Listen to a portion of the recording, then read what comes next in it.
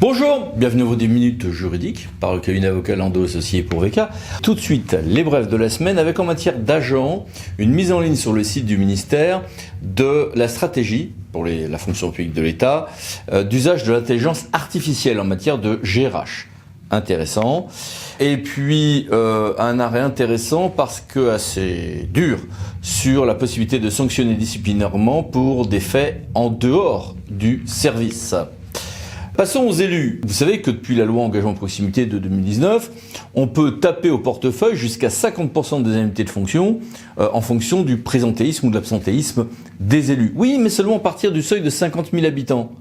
Ce seuil vient d'être censuré par le Conseil constitutionnel. Ce qui réjouira moins les élus en revanche, c'est le fait qu'après les courriels et l'inde de frais, maintenant voici qu'on apprend que leurs agendas sont également des documents administratifs communicables sous de grosses conditions tout de même. Conseil d'État. Passons maintenant aux élus, mais quand ils célèbrent un mariage. À Autun, il a été admis par le juge des référés du Conseil d'État que le maire puisse reporter de quelques jours, de quelques heures, la célébration d'un mariage quand il y a des signes avant-coureurs très nets de ce qu'en termes d'ordre public ça va pas le faire et que le maire peut se retrouver à ne pas pouvoir le contrôler. En réalité, le maire a gagné juridiquement, mais il a laissé célébrer le mariage, mais du coup sous pression. Alors attention, il va pas falloir à chaque fois qu'il y a quelqu'un qui semble un peu nerveux ou bruyant repousser. Il y a un mode d'emploi assez précis, je vous ai mis des choses à l'écran, à utiliser avec modération dans des cas très particuliers, bien sûr.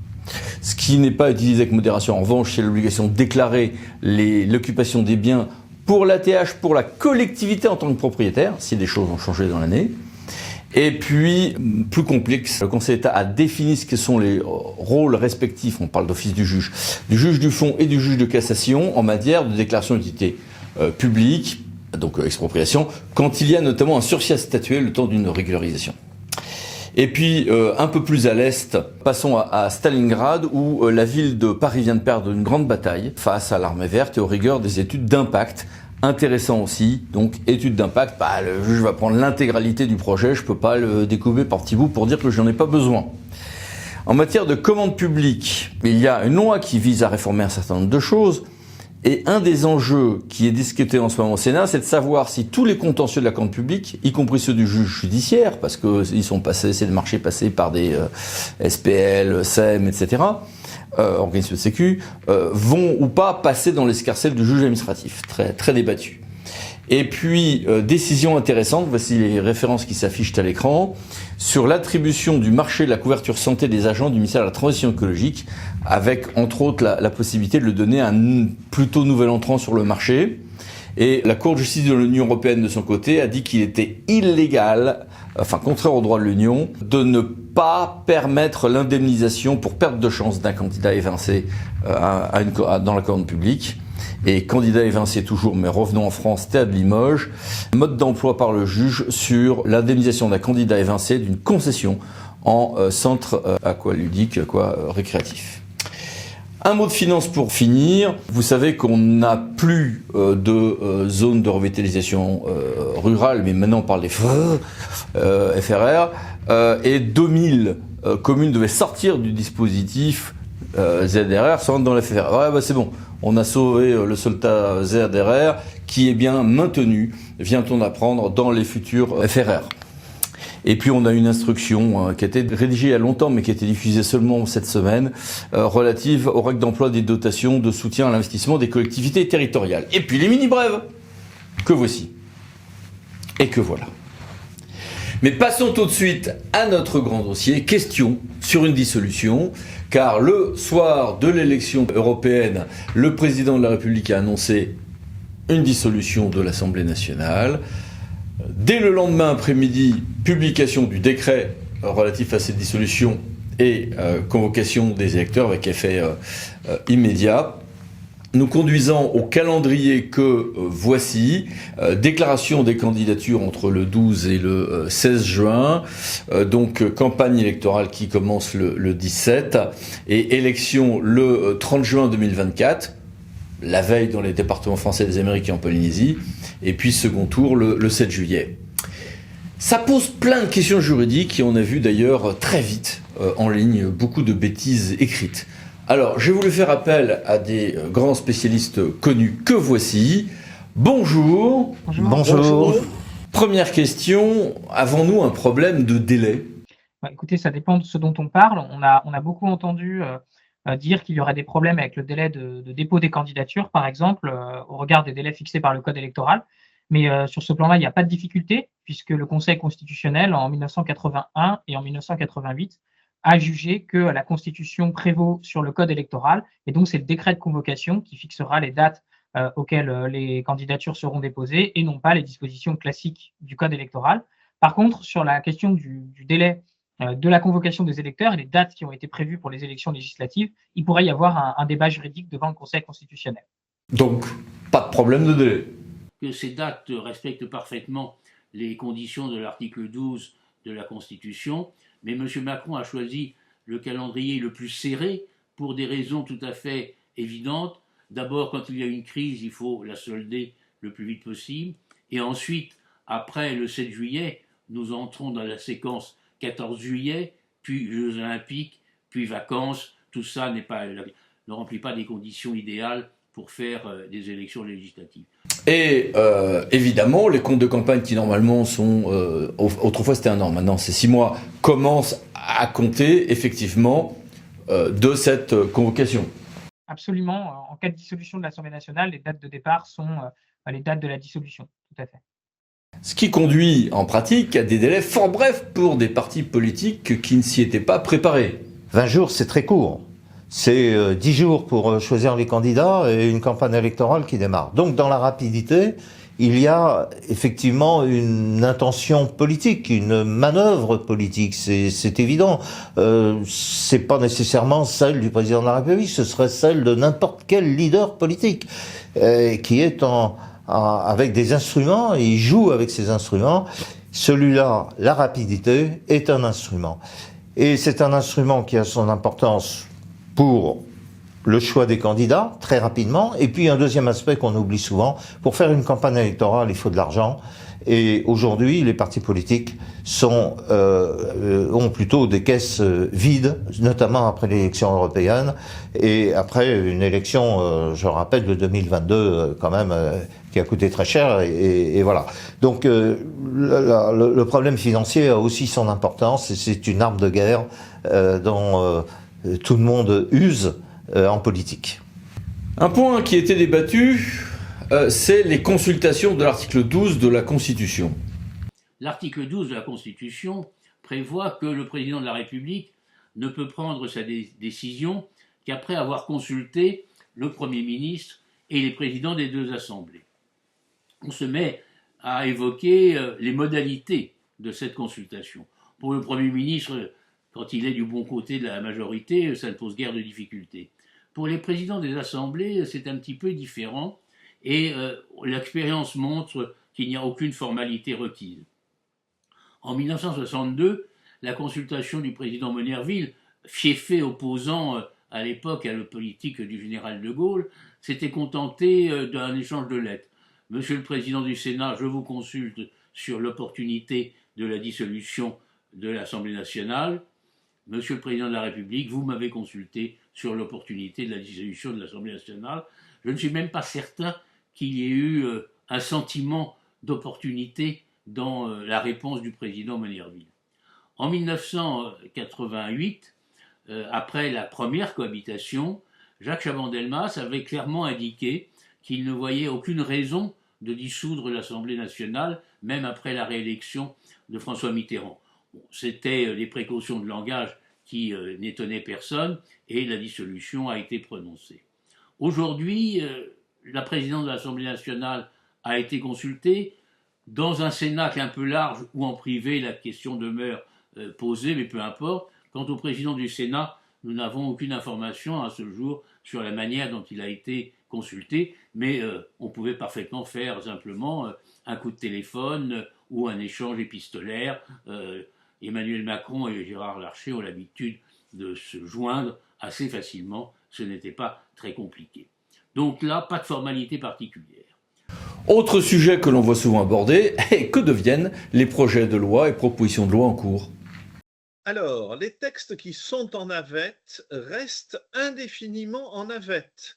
Nous avons eu un cas d'adoption 10 ans après l'introduction d'un projet de loi. Donc, ces textes peuvent être repris ou rester en navette.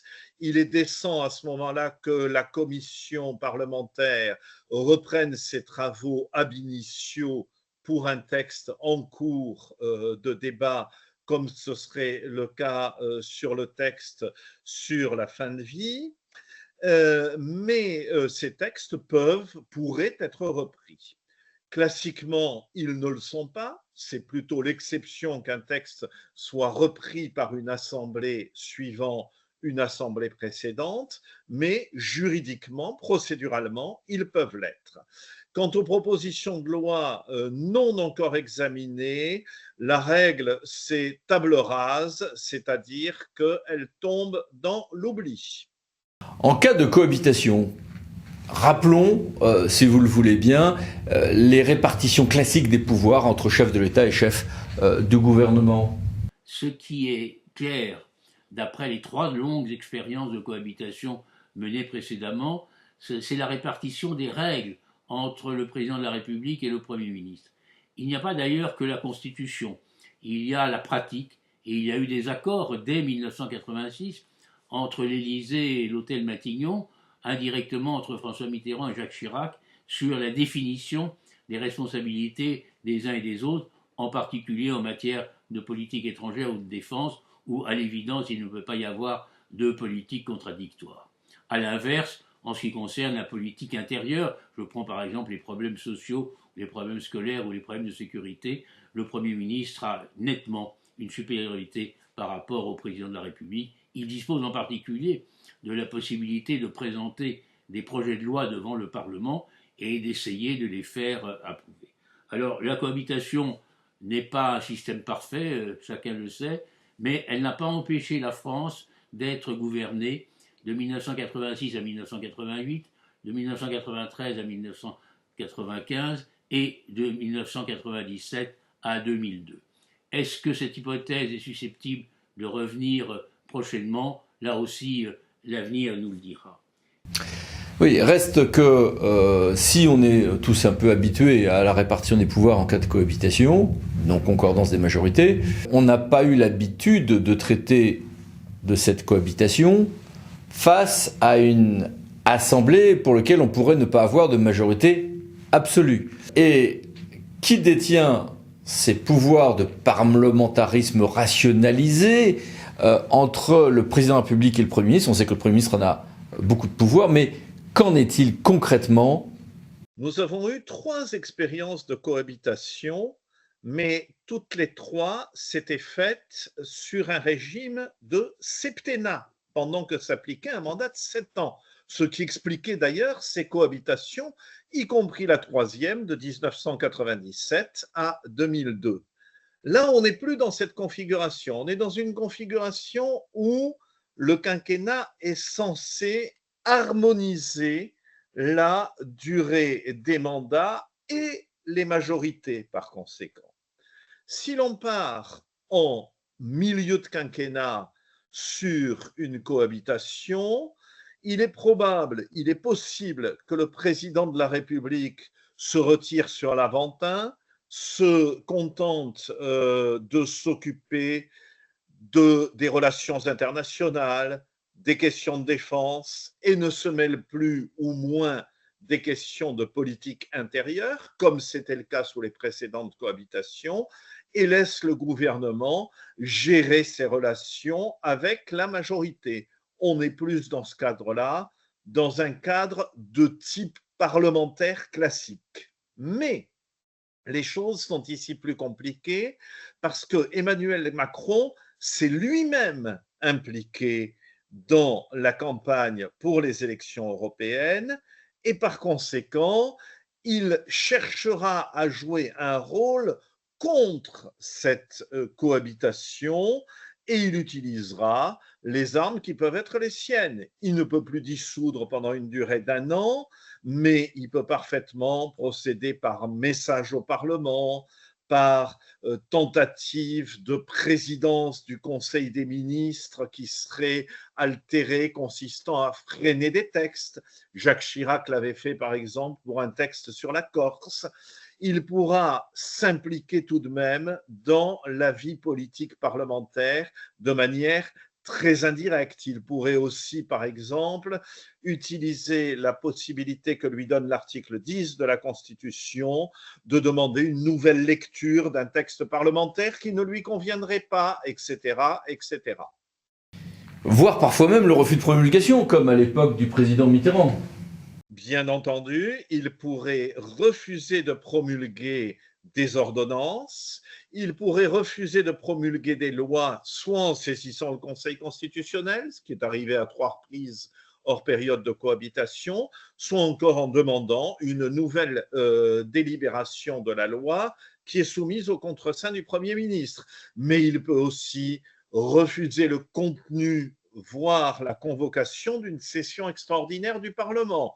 Ce sont ses pouvoirs, il peut les manier à l'encontre pour freiner la vie parlementaire. Et estimez-vous probable la constitution d'un grand gouvernement de coalition? Alors attendons les résultats des élections législatives pour savoir si le Front National, appelé désormais Renouveau National, mais aura une majorité absolue ou approchera la majorité, ou au contraire aura fait un mauvais score, nul ne peut le dire.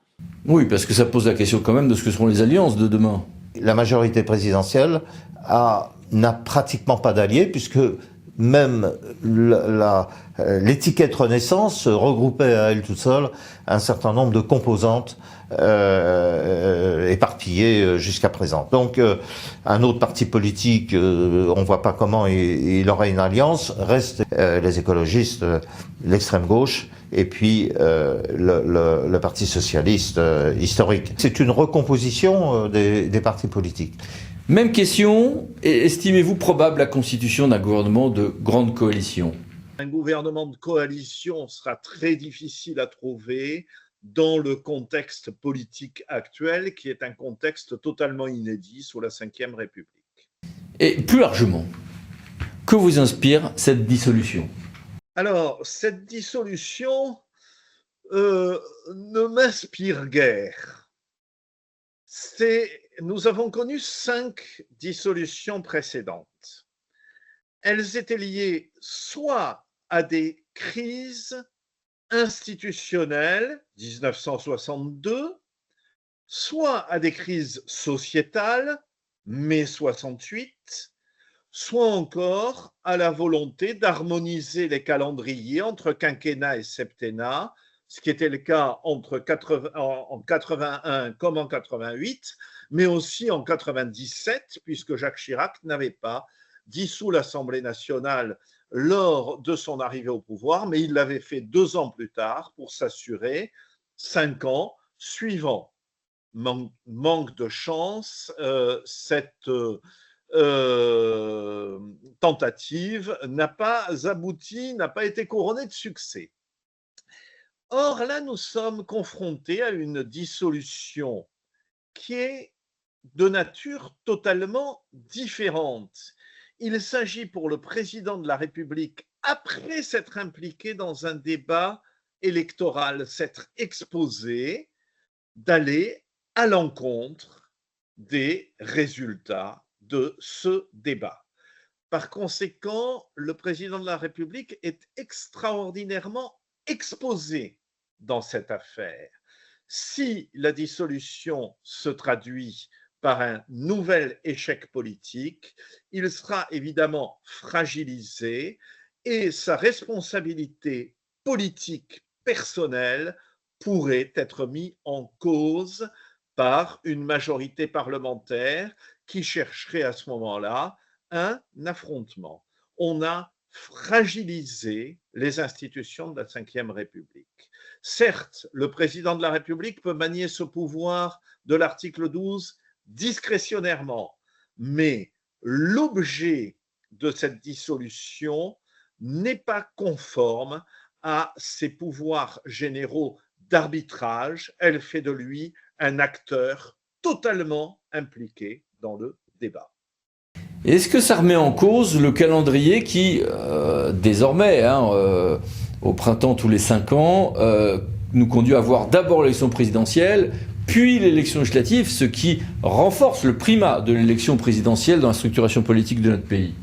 Là aussi, il faut attendre pour savoir ce qui va se passer, mais il serait logique que le prochain président de la République, celui qui sera élu en 2027, s'il veut revenir à une concordance de majorité, prononce à ce moment-là la dissolution de l'Assemblée nationale et on repart pour des mandats de 5 ans dans l'un et l'autre cas.